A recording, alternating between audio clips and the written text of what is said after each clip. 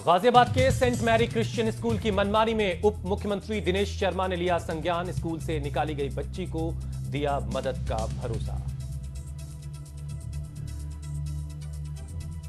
सरकार का निर्देश, पत्थरबाजों से निपटने में संयम बरतें सुरक्षा बल, कानून के तहत ही हो कार्रवाई।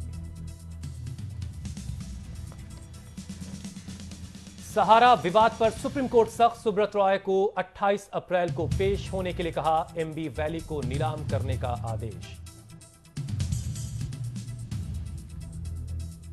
योगी ने अपने मंत्रियों की कसी नकेल, रिमाइंडर भेजकर पूछा, अब तक क्यों नहीं सार्वजनिक किया संपत्ति का ब्यौरा। योगी ने ट्रिपल तलाक की तुलना द्रौपदी के चीरहरण से की। कहा, जो हैं वो अपराधियों के जैसे हैं। और आईसीसी की बैठक में बीसीसीआई का प्रतिनिधित्व नहीं कर सकेंगे एन श्रीनिवासन। सुप्रीम कोर्ट ने लगाई रोक। कहा, अमिताभ चौधरी और राहुल जौहरी करेंगे रिप्रेजेंट।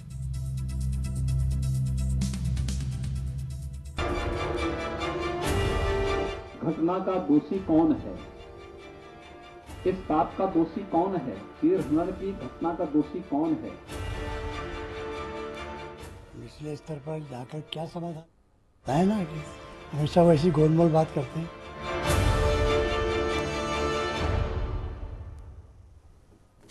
नमस्कार, मैं Hussain Rizvi.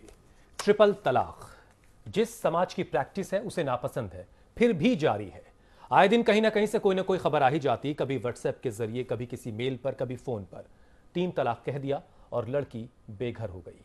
All India Muslim personal law board इस बीमारी को समझ तो रहा है, लेकिन पाबंदी के खिलाफ भी है। कहा जा रहा है कि जो लोग ट्रिपल तलाक का मिसयूज कर रहे हैं उनका सामाजिक बहिष्कार किया जाएगा और हालात को बेहतर बनाया जाएगा। लेकिन इसे बैन करने में क्या परेशानी है? बहुत से मुस्लिम देश ऐसे हैं जहां ट्रिपल तलाक बैन है। खैर, दिलचस्प यह भी है कि इस मामले में मुद्दई सुस्त और गवाह चुस्त जैसे हालात हैं। मतलब ये कि यूपी से लेकर केंद्र सरकार तक हर किसी को मुस्लिम बहनों की बहुत फिक्र सता रही है। अब तो ट्रिपल तलाक महाभारत से जाके मिल चुका है। एक सवाल यह भी पूछा जा रहा है कि मुसलमानों की अगर इतनी फिक्र है, बहुत अच्छी बात है, तो सच्चर कमेटी और रंगनाथ मिश्रा की सिफारिशों का क्या हाल हुआ? क्या मुसलमानों में सिर्फ ट्रिपल तलाक ही एक अकेली परेशानी है या इसे कुछ ज्यादा बड़ा करके पेश किया जा रहा है? बहरहाल, ट्रिपल तलाक पर महाभारत जारी है। घटना का दोषी कौन है? इस पाप का दोषी कौन है? चीरहरण की घटना का दोषी कौन है? निचले स्तर पर जाकर क्या समाधान करें, कोई बताए ना कि हमेशा वैसी गोलमोल बात करते हैं।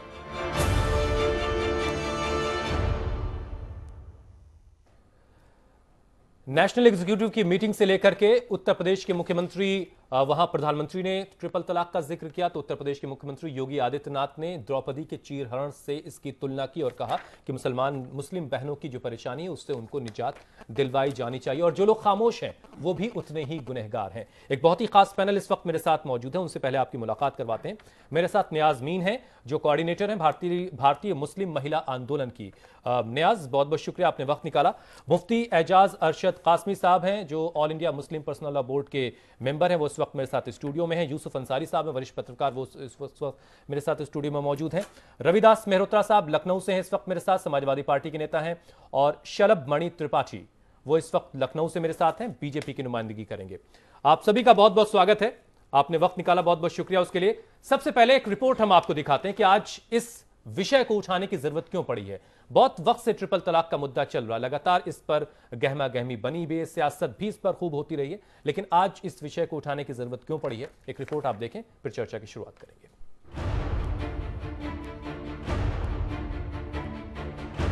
मौका पूर्व प्रधानमंत्री चंद्रशेखर की जयंती पर किताब विमोचन का था। लखनऊ में आयोजित कार्यक्रम में किताब का विमोचन करने यूपी के सीएम योगी आदित्यनाथ पहुंचे थे। बात भी चंद्रशेखर की हो रही थी, लेकिन इसी बीच योगी ने मौजूदा दौर के सबसे नाजुक मुद्दे को छेड़ दिया। ट्रिपल तलाक को सीधे सीधे महिलाओं के अधिकार पर हमला बता दिया। देश की एक ज्वलंत समस्या को लेकर के मुंह बंद किए हुए हैं, तो मुझे महाभारत की वो सभा याद आती है जब द्रौपदी का चीरहरण हो रहा होता है और उस समय द्रौपदी ने उस भरी सभा से एक प्रश्न पूछा था कि आखिर इस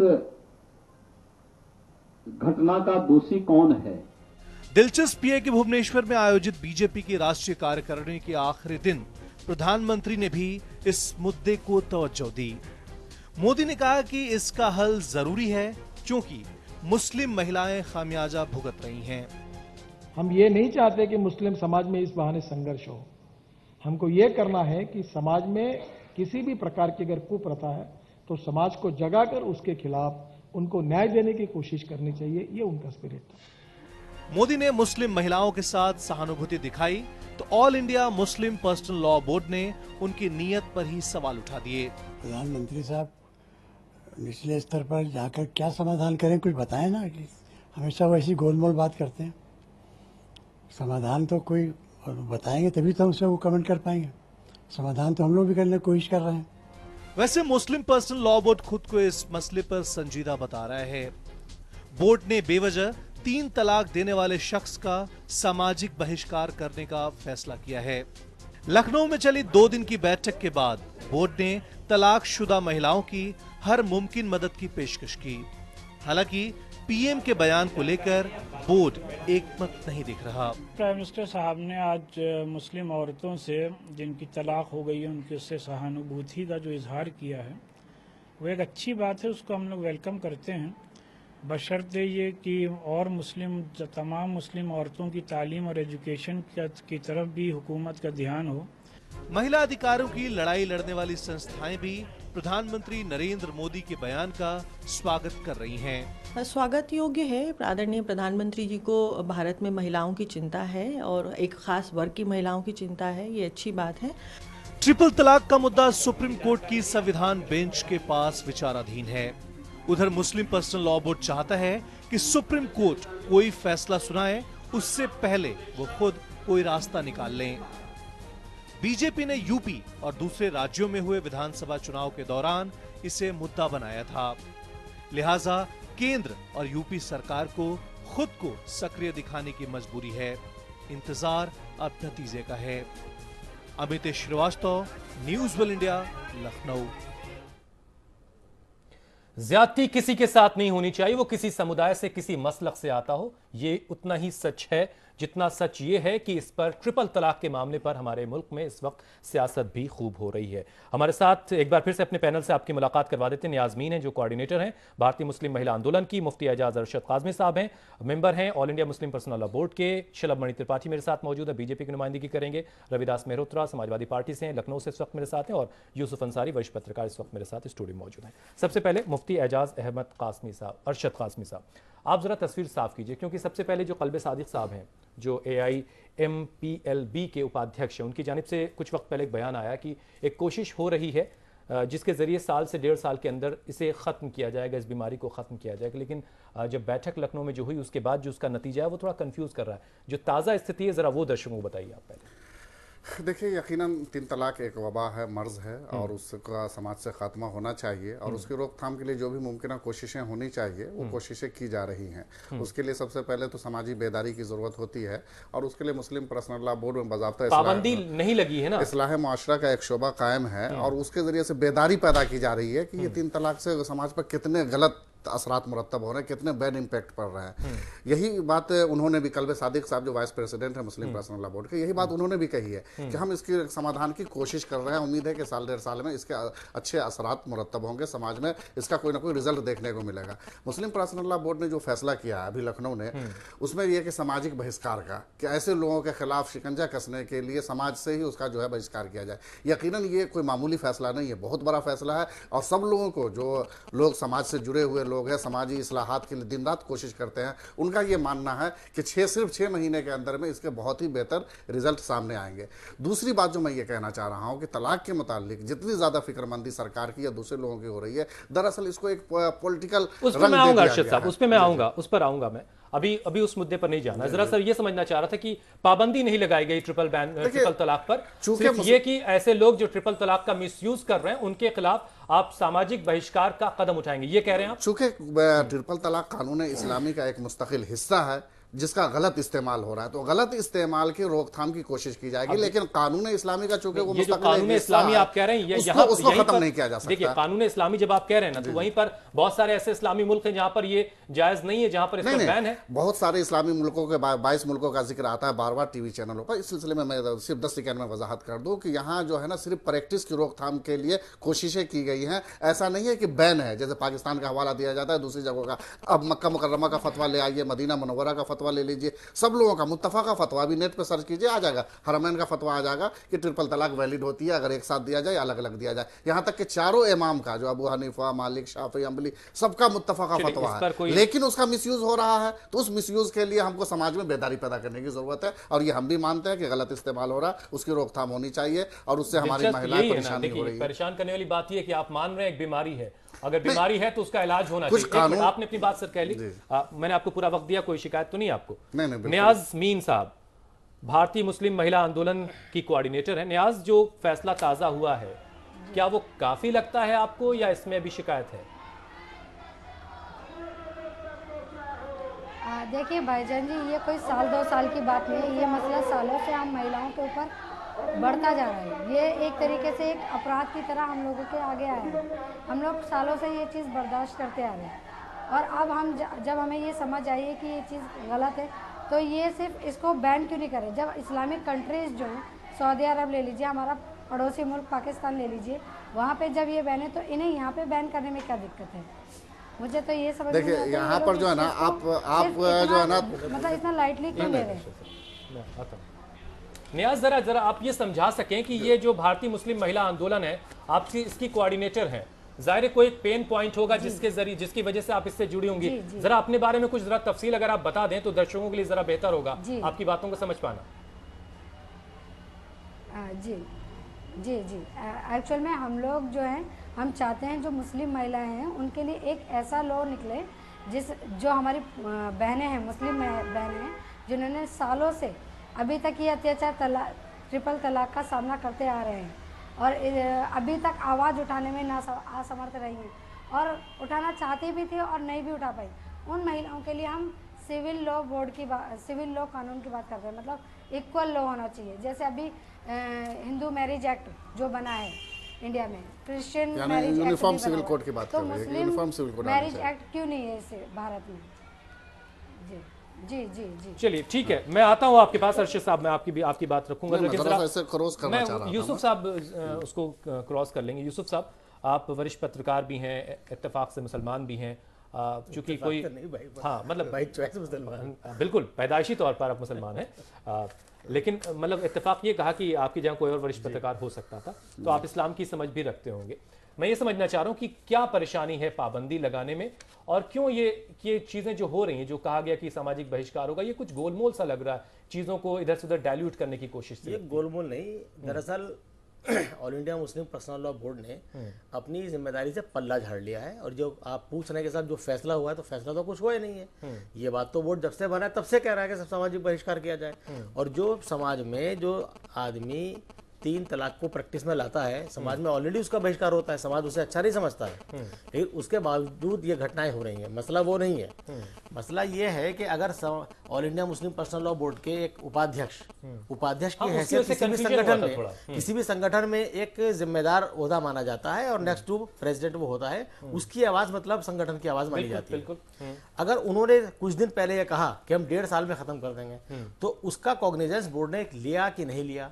जो बोर्ड की प्रेस कॉन्फ्रेंस आपने दिखाई, वहां तो डॉक्टर सादिक साहब दिखे नहीं कहीं, लेकिन उस बैठक में थे, वो बैठक में थे, लेकिन सामने तो नहीं आए, ना ही उसके बारे में बोर्ड ने अपनी तरफ से कोई राय जाहिर की। उसके बाद तुर्रा ये है कि बोर्ड की तरफ से कहा गया कि जब पोस्ट कार्ड पे आप दावतनामा कबूल करते हो तो तलाक कबूल करने में क्या हर्ज है? ये शर्म नहीं आती इन लोगों को ऐसी बातें करते हुए? तो दावतनामा और तलाकनामा एक चीज है क्या बोर्ड पोस्ट कार्ड पे किसी महिला को लिख के आप भेज दीजिएगा मैंने निकाह कर लिया, वो निकाह हो जाएगा क्या?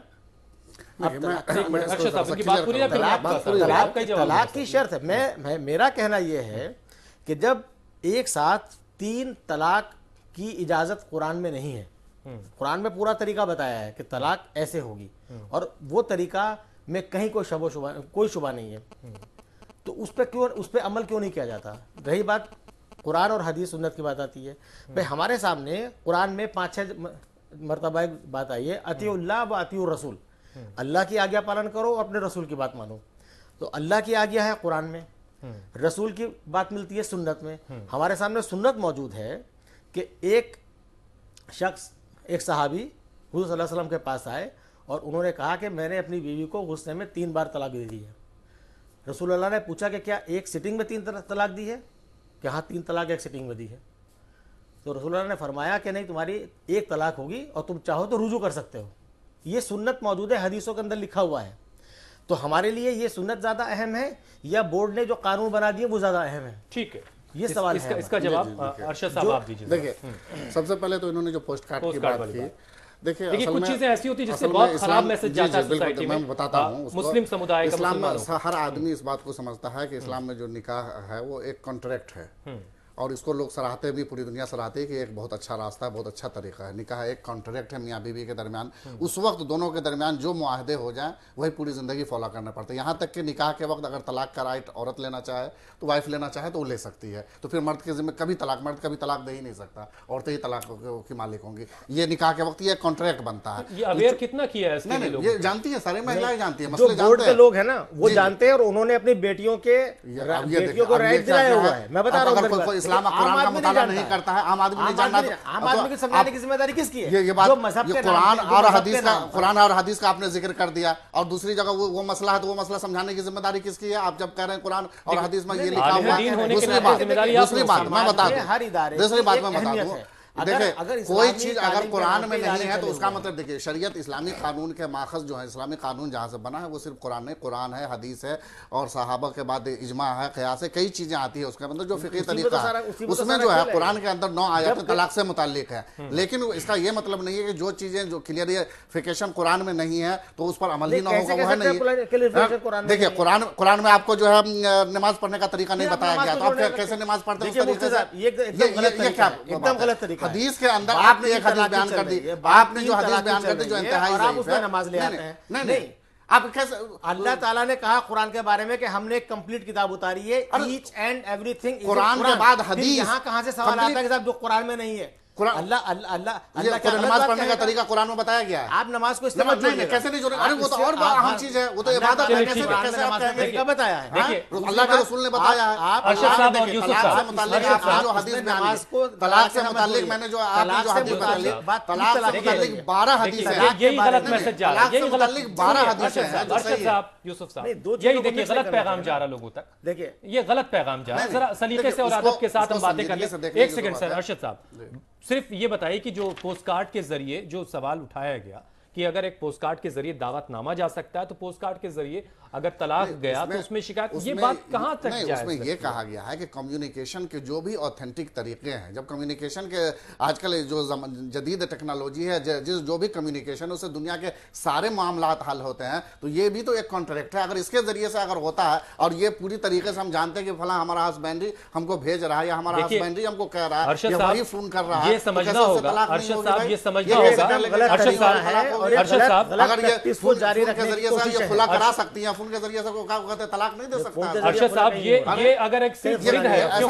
क्योंकि ये जो आवाज उठ रही है ये आवाज हमारे अपने समुदाय के अंदर से उठ रही है, यानी मुसलमान औरतें कहीं आवाज नहीं उठ रही है। देखिए ऐसा तो मैं बता रहा हूं, कहीं कोई आवाज नहीं उठ रही है। औरतें सुप्रीम कोर्ट के समुदाय की नहीं है। हाँ, 6 महीने से तमाम तर कोशिशों के बावजूद अब तक वही 8-10 चेहरे जो है आरएसएस वाले सामने लाने में कामयाब हुए हैं, जो है गिने चुके हैं। ये देखिए अब तक मुस्लिम पर्सनल लॉ ने मुस्लिम पर्सनल लॉ ने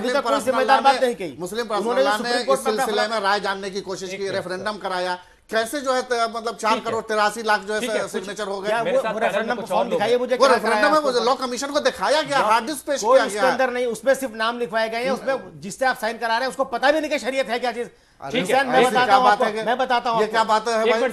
ये 50,000 साइन जो इंद्रेश कुमार ने करा लिया, ये आपको पूरा all India personal law board, all India Muslim personal law board जिसे शरीयत कहता है, वो उनकी एक किताब है जो मई 2001 में उसका पहला संस्करण आया, उसका नाम है मजमुआ कवानीन, और जिसमें हिंदुस्तान की तारीख में खुद एक बदलाव हो चुका है। जब पति कहीं गुम हो जाए, शौहर कहीं गुम हो जाए, तो कितने वक्त के बाद उसे देखिए वो बदलाव कैसे, वो बदलाव उस तरीके से गुंजाइश थी, वहां गुंजाइश थी, सुन लीजिए। चूंकि वहाँ 4 जो स्कूल ऑफ थॉट है उसमें एक स्कूल ऑफ मेरे थॉट साथ रविदास मेहरोत्रा और शलभ दूसरे स्कूल ऑफ थॉट कह रहे थे। शलभ और रविदास साहब भी मेरे साथ हैं। इससे पहले कि मैं शलभ मणि त्रिपाठी के पास जाऊं, रविदास मेहरोत्रा साहब, आप लोग इस पूरे मामले में कहां पर खड़े हैं, जरा ये क्लियर कीजिए, क्या चाहते हैं आप? देखिए हुसैन साहब, हम लोग ये चाहते हैं कि किसी भी धर्म की, किसी भी हमारी बहन और बेटी के साथ किसी प्रकार का भी अन्याय न होने पाए। और जो मुस्लिम पर्सनल लॉ बोर्ड है, मुस्लिम पर्सनल लॉ बोर्ड ने ये निर्णय लिया है कि कोई भी अगर ट्रिपल तलाक जो की बात करता है तो उसका सामाजिक बहिष्कार हो। तो ट्रिपल तलाक के बारे में मुस्लिम पर्सनल लॉ बोर्ड ने जो निर्णय किया है, मैं समझता हूं उसके बाद देश में ट्रिपल तलाक की घटनाओं में कमी आएगी। दूसरी बात यह है कि मुस्लिम पर्सनल लॉ बोर्ड ने यह भी तय किया है कि बहुत जल्दी ही इस फैसले का हम लोग कोई हल निकालेंगे। तो जब मुस्लिम पर्सनल लॉ बोर्ड जो है, मैं समझता हूं कि उसको मुस्लिम महिलाओं को जो उनकी बात वो कह रही हैं उनको देखते हुए इसका कोई सर्वमान्य हल निकालने का काम हो। ठीक है, मेरा मानना यह है कि अल्लाह ने कुरान शरीफ यहाँ पर उतारी है, उसमें सब बात लिखी है। तो कुरान शरीफ के ऊपर और हजरत मोहम्मद साहब ने जो बात कही है उसकी रोशनी में मुस्लिम पर्सनल लॉ फैसला करे और इसमें कोई राजनीति नहीं हो। हालांकि सुप्रीम कोर्ट में मुकदमा चल रहा है, सुप्रीम कोर्ट निर्णय करेगा, लेकिन ठीक है सर, कुछ लोग इसमें राजनीति करने का प्रयास कर रहे हैं। ठीक है, हमारा ये मानना, हम चाहते हैं कि महिलाओं को उनके साथ किसी प्रकार का अन्याय ना होने पाए, उनके साथ कोई दमन ना होने पाए, ठीक है और सर, महिलाओं का पूरा, बहनों का पूरा सम्मान होना चाहिए। ठीक है सर। और महिलाओं ने पूरे देश में जो मुस्लिम महिलाएं हैं तलाक के खिलाफ जो अपनी बात कही है, ठीक है, तो मुस्लिम पर्सनल लॉ बोर्ड ने उसको पूरा सुना है और गंभीरता के साथ उसने ये बात कही है। ठीक है रविदास ऐसे लोगों का जो ट्रिपल तलाक करते हैं सामाजिक बहिष्कार करने की बात कही है।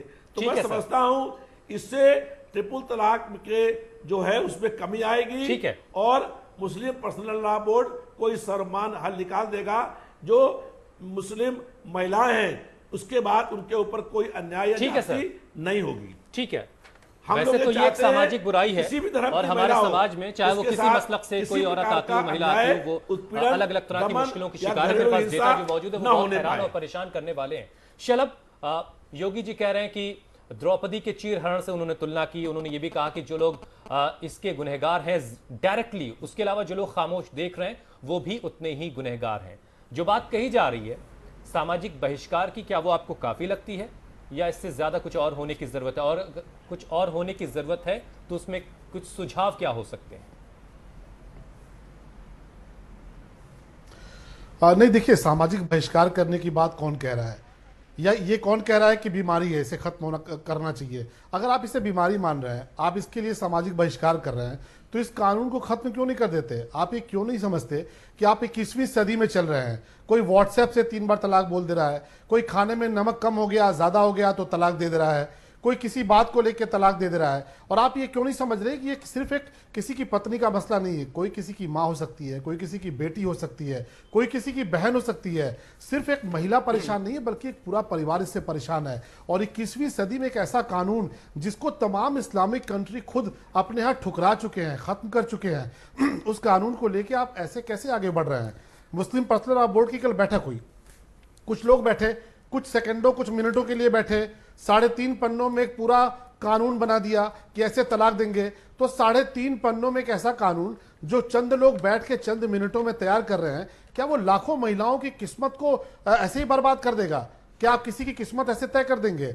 ये कानून ऐसा नहीं है जो 21वीं सदी में चलना चाहिए। तमाम ऐसी प्रथाएं हैं जो बंद हुई हैं और हम महिलाओं की समानता, उनके सम्मान, उनके स्वाभिमान में यकीन रखते हैं और हम ये चाहते हैं कि बहुत अच्छी बात है चल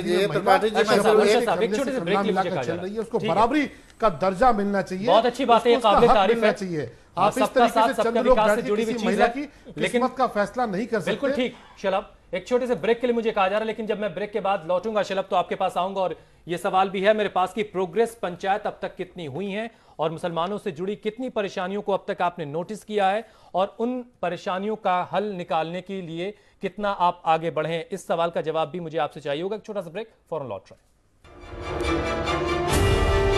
घटना का दोषी कौन है, इस पाप का दोषी कौन है, चीरहरण की घटना का दोषी कौन है।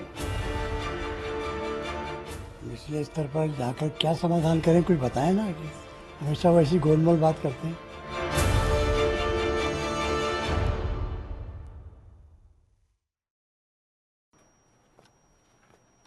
अरे